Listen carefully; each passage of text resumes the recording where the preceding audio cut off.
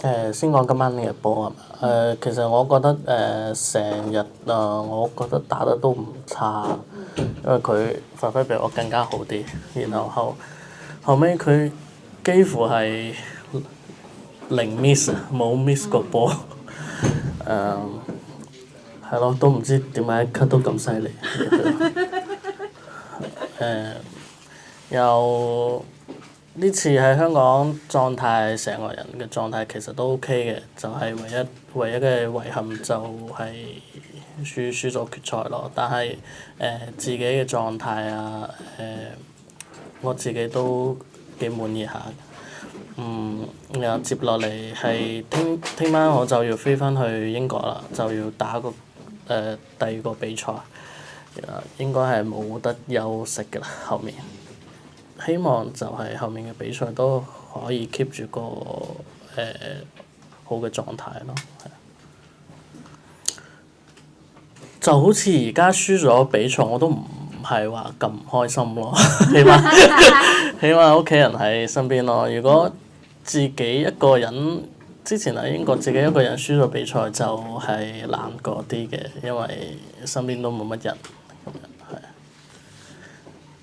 屋企人喺身邊點都係好啲。屋企人之外，仲有啲咩親戚都有嚟？係啊，有啊，因為我姑姐就係香港人。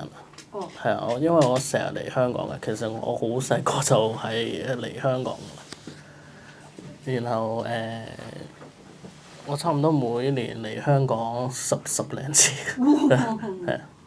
係啊。冇點調喎呢個，就好好瞓覺咯，係啊。但係對於可能佢哋 top 嗰啲，佢哋在意啲咯。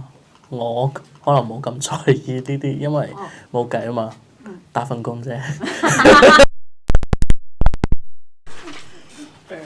你會點形容呢場決賽？係咯，就係其實我自己都就頭先講咗，我自己都係好態嘅，佢好過我，但係佢係有呢個水準嘅，因為已經攞咗最高榮譽嘅冠軍，個心態肯定唔同啲嘅，即係差唔多嚟緊，差唔多贏波嘅嗰啲 moment，佢肯定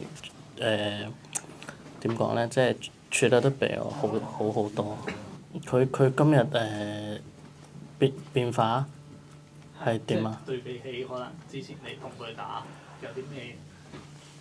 我就覺得佢今日更加輕鬆啲咯，因為我其實我覺得我係對自己狀態滿意，但係我係可以更加好啲，可以比分更加嘅接近啲。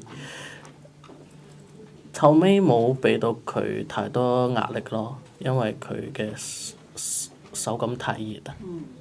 係啊，其實我都唔知㗎，係啊，我都唔知點解，即係突然之間好波打好波，我都唔知，真係唔知。即係嗰個可能年紀到咗啩。成熟啲。係啊。